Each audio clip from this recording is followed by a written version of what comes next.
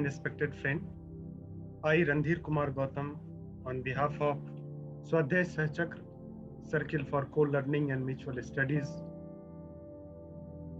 welcome you to attend today's session on the very book launch ceremony.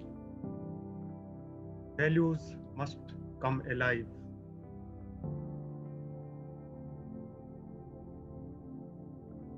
What a deep book written by Thomas Menamparampil.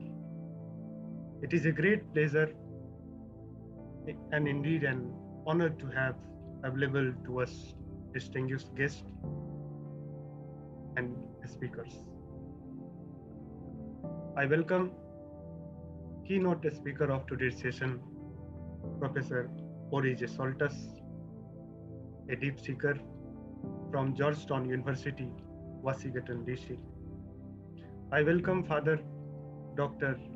Kalur from Kerala, Dr. Payal C. Mukherjee from IIIT Delhi, moderator of today's session, Professor Anand Kumar Giri, our mentor and professor from Madras Development Institute, Janal Singh Anand, Professor Gauri, Dr. Medha. So we are joined by many important personalities here. So with this brief introduction, first may I like to invite Professor Anand Giri to give a kind of brief introduction of today's book launch symposium that is on Values Must Come Alive, and then we'll invite our respected speakers. So Professor Giri, over to you. It is a joy to nurture this conversation on values. Bishop Thomas Menamparampil is a deep seeker, is a deep explorer, and a friend of peace, justice, and the world. This book, Values Must Come Alive, brings many of his deep reflections together.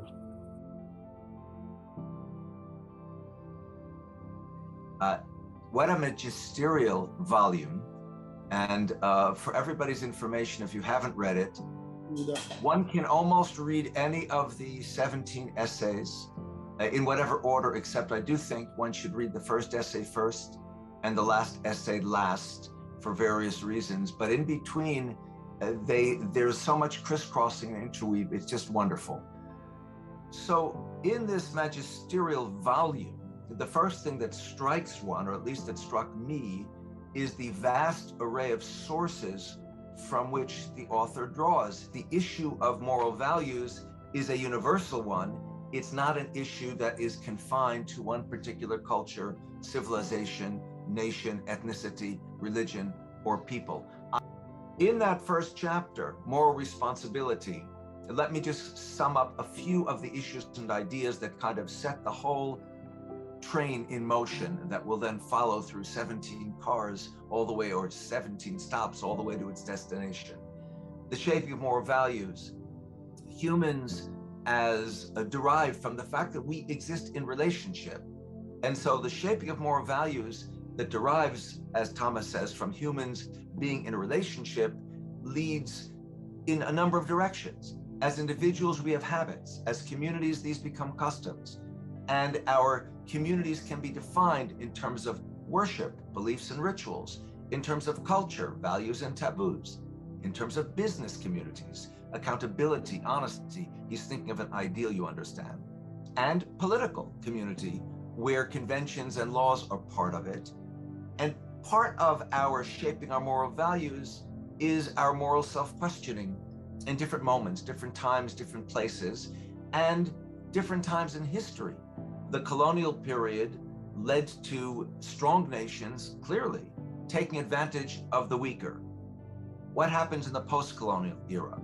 What happens in the post-industrial revolutionary era, where what appears to be a means of alleviating the oppression of the hard workers because they are entirely dependent on their own bodies to do things which are sometimes difficult. So part of the point of the Industrial Revolution is to create an alleviation of that, but we end up creating, of course, an urban peasantry, the laborers who are oppressed by the conditions in which they run the factories. All of this counter positivity post-industrial scientific technological revolution, of course, culminates in the 20th century with 2 world wars. And of course, since then, the global economy, its pressures, the pressures of consumerism have pushed hard against morality and have made it all but irrelevant in many corners of the world. Thomas brings up the idea in this same chapter of might versus right, and his first source, and I applaud it, of course, is Plato, where Thrasymachus in the Republic essentially says that. Thucydides reports that of Athens, when the Melians wanted to remain neutral in their war with Sparta, and Athens said, "You may not." And the Melians said, "Why not?" They said, "Because we say you can't, and we have the power to enforce our saying you can't." And when the Melians are insistent upon remaining neutral, what do the Athenians do? They destroy Melos. They kill all the men and they sell all the women and children into slavery. And by the way, Thucydides looks back at that as one of these signal moments that led ultimately to Athens' loss of a war that at the outset it appeared they could not lose, because it was part of a moral debility that overwhelmed whatever military superiority they might have started out possessing. So he goes on in this discussion, he talks about Hobbes. And it's no wonder, he says, that Hobbes makes this comment about humans: solitary, poor, nasty, brutish, because he can see where things got, even in the context of the Enlightenment, where all of these hopes for expansion in a positive way didn't seem necessarily to be going in that positive direction. And of course, obviously, this expands to the 20th century, where all we have to do is think about Auschwitz and Hiroshima on the one hand, placing of the state over the individual, from Richelieu to Bismarck, the idea of realpolitik, all of this he talks about brilliantly, and how that leads in nationalist directions, but then offers the antidote in characters like Martin Luther King, Gandhi, and others, who are realists and at the same time idealists, to prove that it's possible to be both at the same time. The danger, he says, is that we arrive at a point where there is no room, no place for morality in the global economy, and the need is to recognize that moral law is very important, it's very necessary, and that it's inherent in what we do, and that it echoes out of a universal set of issues and ideas. And when we follow those issues and ideas, it ultimately benefits not the individual, but everybody. So it works communally, universally. The challenge is to push back with moral values as a goal, to make it the center, make us remember that it is the center idea as part of human dignity, and to expand our sense of that. There is the difficulty that attaches to the choices that we are presented with, and sometimes the false choices with which we're presented. So whether it is the advertiser who manipulates our sensibilities and our understanding, so we think we're making a real choice and we're not, or whether it is a political leader who presents to his community or hers a reality which is in fact fake, lies as if they're truths. So we believe we're understanding things one way when in fact they're not to be understood that way, because they actually go in the opposite direction. These are challenges that we need to wrestle with. Thomas is an idealist realist like Martin Luther King and Mahatma Gandhi. He says altruism is not dead.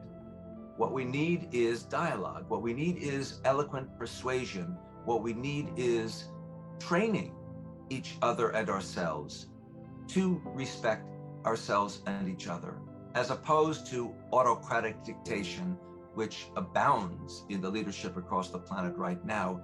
I've lost track of the number of countries in which either the autocratic leadership has been amped up where it was always there in the first place, Putin, for example, or Xi, for example, or countries where it hasn't, but it is in danger of arriving right on our doorstep fully. Modi in India, Bolsonaro in Brazil, the United States, it certainly was at our doorstep with Trump, and I would not say that we are out of that woods yet either. And those are just a handful among many more examples. We need persuasion, we need dialogue, we need respect, we need to be genuinely human, as he puts it, to be compassionate, to empathize, to be open to others and their needs. So first of all, I like this title, Values Should Come Alive. You know, you can't see a valley walking, like you can't see a dress walking. You need a human being, a human body to wear it. It's not just a spiritual book. It's not just a book that is dealing with economics. It is not just a book dealing with politics. It's not just book dealing with a particular issue in nature or gender or peace or development or education or science.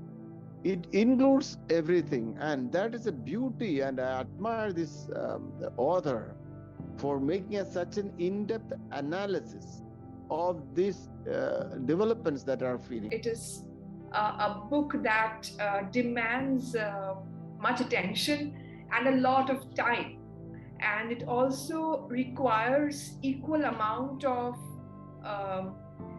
contemplation, because every chapter makes you think more and more, and what do we understand by values, and the transition or the inclusion of traditions to the idea of authority, and then the idea of inclusivity, bringing people, ideas, differences, and possibly a notion of coexistence, not by trying to move towards a consensus or homogeneity, but an understanding that differences are to be understood with sensitivity, and people like us, and I love that word humane, if we really want to create a human world, we need to understand that differences are a part of our existence. I was really surprised to see the volume that was covered in 17 chapters. The most important thing is it must come alive. If values are about the importance of our existence on this earth and making a worthwhile society, a human society that is inclusive of not only humans, but the plants, animals, the ecosystem, we need to understand that the reason to be alive is to realize that we need to cherish it, and it is worthy, it is useful, and we deserve to keep this idea in continuation. I was told from childhood that values are caught more than taught. Kalurskaria said that we can't see values walking, but it has to be embodied in a human body. And we learned values from our parents and elders since our childhood. Today, youngsters are confused because of the change in value system in the society, and that leads them to many dilemmas. Due to liberalization, industrialization, globalization, rapid changes are occurring and our youth are confused. I have a feeling that we are still going back to, this obscurantism, fanaticism, superstition, fatalism. How do we eliminate these things once and for all? We have to continue to kind of discuss this stuff. We can't be dictatorial. We can't push them to see things they refuse to see, or to believe things they refuse to believe. But if we can open their minds to new possibilities, hopefully, that will help them find whatever moral and ethical and spiritual or secular anchor, keeps them, in the best sense of the word, alive, and not in the metaphorical and not even necessarily literal sense of the word dead. Human values make human life truly humane and meaningful. Values must be brought to every sphere of human life. It is a matter of our collective survival. The book has been appreciated worldwide. May its message be brought to context where it is needed most.